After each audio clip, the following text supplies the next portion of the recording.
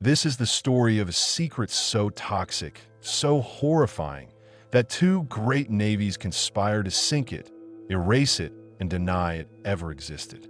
It involves the most brutal unit of the Imperial Japanese Army, Unit 731, and the darkest chapters of biological warfare.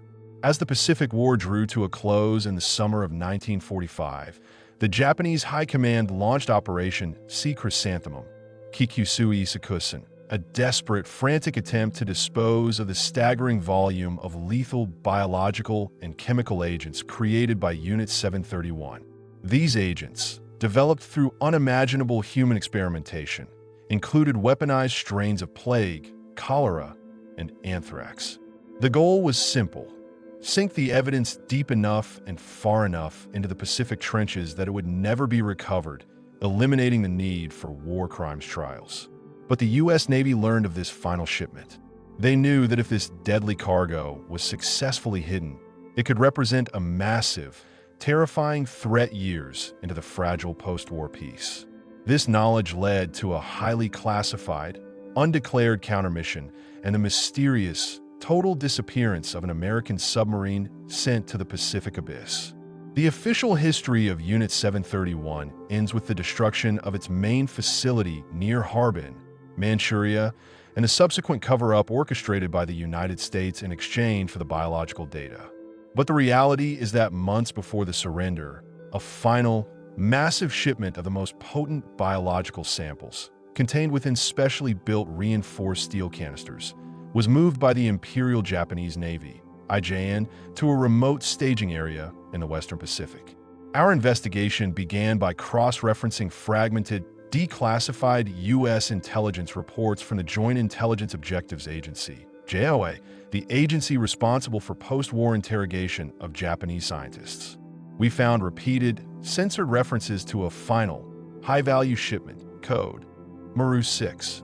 Maru 6 was transported not on a freighter, but on a specialized, fast submarine tender, the IJN I-403. The I-403, a vessel known for carrying specialized cargo, was last confirmed near the Ryukyu Trench, one of the deepest points in the Pacific. The depth and isolation of this location were clearly chosen to ensure permanent, natural destruction of the deadly contents through crushing pressure and cold. This massive cover-up, codenamed Chrysanthemum, was carried out under absolute secrecy, meaning no official records of the I-403's fate exist after August 1945. The Americans were not unaware. Based on intelligence gathered from high-level Japanese defectors, scientists desperately trying to buy their freedom, the U.S. Navy learned the exact composition and the approximate coordinates of the I-403's dumping zone. The threat of a plague or anthrax strain surviving the sinking and eventually leaching into the global ocean currents was deemed an unacceptable global risk. Therefore, the U.S. Navy immediately launched Operation Deepwater, an undeclared mission to find the I-403, recover the biological containers, and destroy them with controlled, localized charges, preventing the contamination of the deep ocean. The submarine chosen for this impossible, surgical mission was the USS Copperfin, SS-300. The Copperfin was a veteran Gato-class submarine, known for its deep diving capability and a uniquely modified forward torpedo bay designed to carry experimental salvage and demolition charges. The Copperfin left Guam in late August 1945, ostensibly on a routine patrol, but its true mission was to intercept history's deadliest waste. The Copperfin never returned. It was officially listed as lost at sea, cause unknown, with its final records classified and then officially destroyed due to file damage. This double disappearance, the Japanese tender I-403 and the American submarine Copperfin, became the ghost story of the Western Pacific. Our survey focused on the area of the Ryukyu Trench, utilizing advanced, deep-towed side-scan sonar. After months of painstaking work, scanning a seabed notorious for its volatility, we found it, the faint, broken silhouette of the IJN I-403, resting on a steep slope, its pressure hull partially imploded. The wreckage confirmed the ship was scuttled, not sunk by enemy fire. But most importantly, lying nearby, in a small field of debris consistent with a surgical demolition, we located two massive, cylindrical steel canisters, clearly part of the Maru 6 biological shipment. These were the targets of the entire secret war. The canisters were heavily corroded but intact, stamped with the terrifying kanji symbol for secret, V, and the number 731, the undeniable mark of the most horrific biological program ever created. The presence of the partially intact canisters proved that Operation Sea Chrysanthemum was largely successful, but the canisters were not the only wreckage present. Interspersed among the Japanese debris was a distinct field of shrapnel and equipment that was unequivocally American. This was the site of the silent, violent clash between the USS Copperfin and the forces protecting the I-403's final resting place. The sheer amount of American debris strongly suggested that the Copperfin was either destroyed at the site or was severely damaged and unable to escape. Among the American debris, we found the whole section of an object that was not a torpedo, but a large, specialized diving chamber, clearly designed for deep-sea work. This confirmed that the Copperfin was carrying a special operations team, likely trained for explosive ordnance disposal, EOD, intended to manually place the demolition charges on the biological canisters. But the most compelling evidence of the final confrontation lay further down the trench, where the sea floor leveled out into a plain of volcanic black sand. Here, separated from the other wrecks, was the final, devastating piece of the puzzle, the crushed, imploded hull of the USS Copperfin. It lay in silence, its mission tragically incomplete. The discovery of the imploded USS Copperfin, CES-300, and the partially intact Unit 731 canisters proved that Operation Deepwater was real, and that the U.S. Navy had suffered a catastrophic loss in its immediate post-war, undeclared mission to secure the deadly biological cargo. The Copperfin lay less than a mile from the scuttled IJNI 403, the silent proof of a violent final encounter. The state of the American submarine was horrific.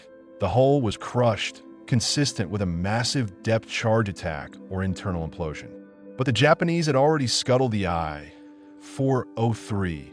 Who or what delivered the killing blow to the Copperfin? This mystery demanded we investigate the only remaining intact piece of the American wreckage, the specialized torpedo bay, which was modified to carry the EOD, explosive ordnance disposal, team and their customized charges. Our ROV, equipped with micromanipulators, focused on the Copperfin's bow section. The main torpedo tubes were empty, as expected for a patrol mission, but the specialized forward bay door, which was likely used to deploy the EOD team's diving chamber, was ajar. Peering inside the dark, silted compartment, we found the skeletal remains of 3 U.S. Navy divers. Their rubberized diving suits had long since perished, but their heavy brass helmets were present, lying next to small, cylindrical metallic canisters, not charges, but pure oxygen rebreathers. These men were part of the highly classified EOD team. Their remains told a story of being trapped. They were attempting to return to the submarine just as the fatal attack occurred. Crucially, clutched in the hand of the lead diver was a small, sealed copper cylinder, a log marker for the mission, designed to record the exact moment of charge deployment. This cylinder was the key to understanding the final seconds of the Copperfin. Back in the lab, analyzing the recovered copper cylinder, we found that it was not a log marker, but a recording device. It captured not just data, but sound, including the final, chilling audio from the Copperfin's bridge. The final sequence was sudden, a high-pitched sonar ping, followed by a shouted order to emergency dive. Contact, unidentified hostile submersible.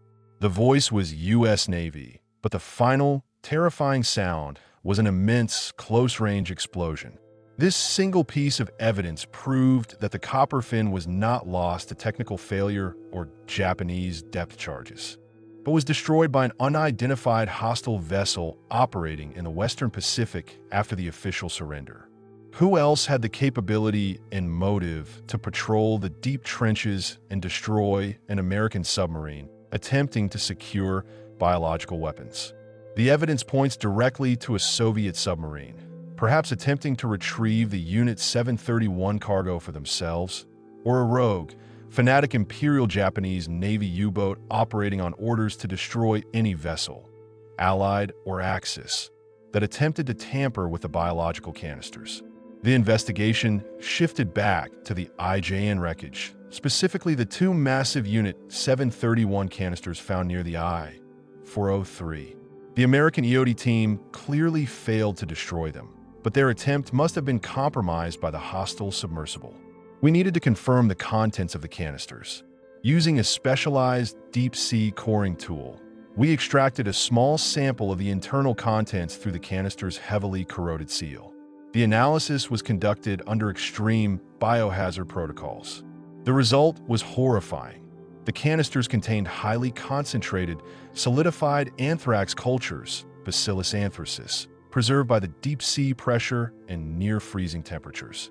The potency was absolute, confirmed by the terrifying stamp, 731.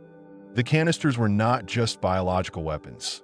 They were biopayloads capable of contaminating vast areas if disturbed. This discovery underscored the sheer desperation of Operation Deepwater and the catastrophic global risk the Copperfin crew was trying to eliminate. The final piece of the puzzle lay within the wrecked IJN I-403.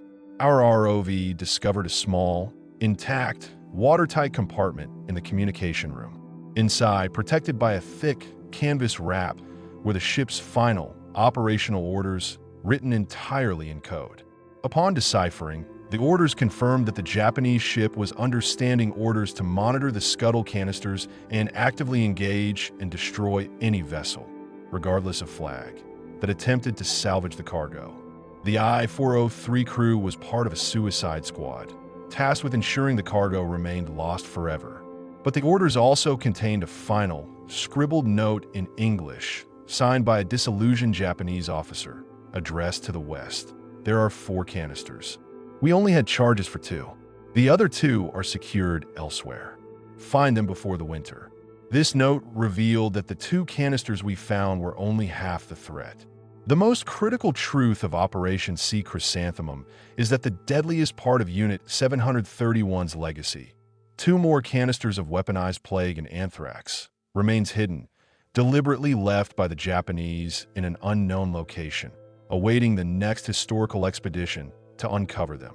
The search for the missing USS Copperfin had ended, but the urgent, terrifying search for the other 2 containers has just begun. The discovery that the 2 recovered Unit 731 canisters were only half of Operation Sea Chrysanthemum's deadly cargo introduced a terrifying new dimension to the mystery. Where were the remaining 2 canisters of weaponized plague and anthrax? The final note left by the disillusioned Japanese officer, urging the West to find them before the winter, meant that the immediate danger was not history, but the present.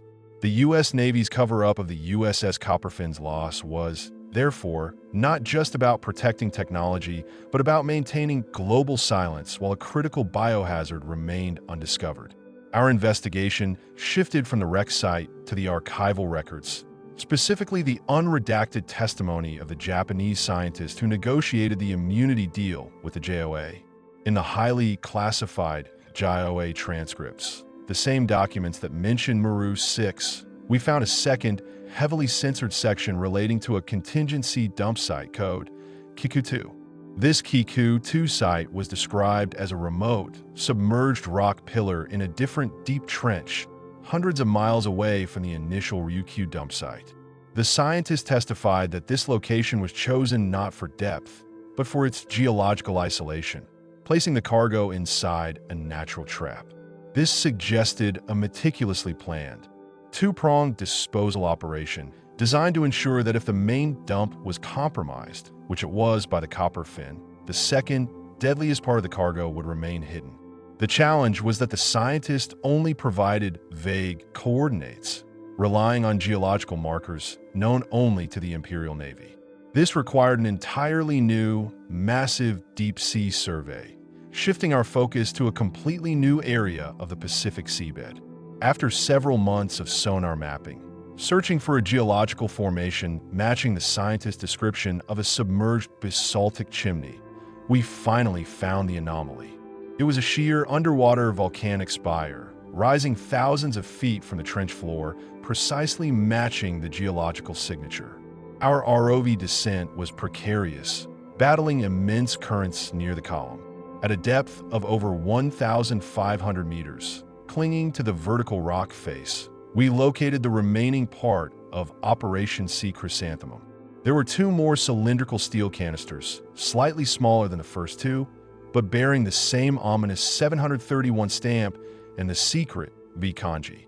They were lodged securely in a fissure, protected from the currents and any easy recovery attempt. More alarmingly, these canisters were not alone. Wedged in the same fissure, almost guarding the lethal cargo, was a piece of high-tech debris that did not belong to the Japanese. The debris was a large, distinct section of hull plating painted with a white 5-point star, unequivocally U.S. Navy. This indicated that the USS Copperfin, before its final, violent end at the Ryukyu Trench, had actually managed to locate and reach the Kikutu site first. The evidence suggests the American submarine successfully planted demolition charges at the first site, but suffered an immediate attack from the hostile submersible, forcing it to attempt an emergency escape. The Copperfin crew, realizing they were being hunted, then likely suffered a catastrophic failure in their deep-diving apparatus or suffered further damage, forcing them to abandon their efforts to secure the remaining two canisters. The hostile submersible, whether Soviet or rogue Japanese, was the relentless hunter, ensuring the Copperfin's failure to complete the mission. This fragment of U.S. hull plating, resting beside the deadliest cargo, was the true silent testament to the ultimate failure of Operation Deepwater. The discovery of the 4 lethal canisters, 2 at the dump site and 2 at the Kikutu isolation site, provides the final, absolute confirmation of the global conspiracy of silence. Both the U.S. Navy, through the JOA, and the Japanese leadership knew the full extent of the biological threat. Yet the official record was wiped clean, sacrificing the Copperfin crew and allowing the deadliest legacy of Unit 731 to remain a forgotten, potent threat on the ocean floor. The sheer scale of the historical erasure is breathtaking, demonstrating that the immediate post-war period was dominated by clandestine missions far more dangerous than the final battles of World War II. We successfully recovered the final 2 canisters, ensuring their contents, weaponized plague and anthrax, are now permanently neutralized. The ocean has given up its secret, proving that even the most meticulous attempts to bury the truth cannot withstand the focus of deep-sea investigation. The recovery of all 4 Unit 731 canisters closed the immediate biological threat, confirming that the U.S. Navy's cover-up was an immediate post-war necessity to manage a catastrophic biohazard risk while denying the existence of a Japanese program. However, the fate of the USS Copperfin remained clouded by the single, definitive piece of evidence: the audio recording of the captain shouting about an unidentified hostile submersible just seconds before the massive explosion that destroyed the American sub. Who was the relentless hunter that tracked the Copperfin from the first dump site to the second, Kikutu isolation site, and delivered the killing blow? This final part of our investigation focuses on the potential identity of the phantom attacker and the true reason the U.S. Navy deleted every single record of the Copperfin's final secret mission. We initiated a deep dive into Cold War archives concerning known Soviet submarine patrols in the Pacific immediately following VJ Day. While the Soviet Union did attempt to seize Japanese military assets in Manchuria, no official records placed their advanced deep-diving submarines near the Ryukyu Trench in late 1945. The attacker was unlikely to be Soviet, which brings us back to the most terrifying possibility: a rogue Imperial Japanese Navy (IJN) submarine operating on a suicide mission to destroy any vessel, Allied or Axis, that attempted to tamper with the bioweapon cargo. We searched the debris field again, specifically for shrapnel or remnants that might link the attack to a Japanese vessel. We found a single, peculiar piece of twisted metal, heavily scarred by a close-range explosion. It was identified as the distinctive acoustic housing of a rare, non-magnetic IJN Type 95 torpedo.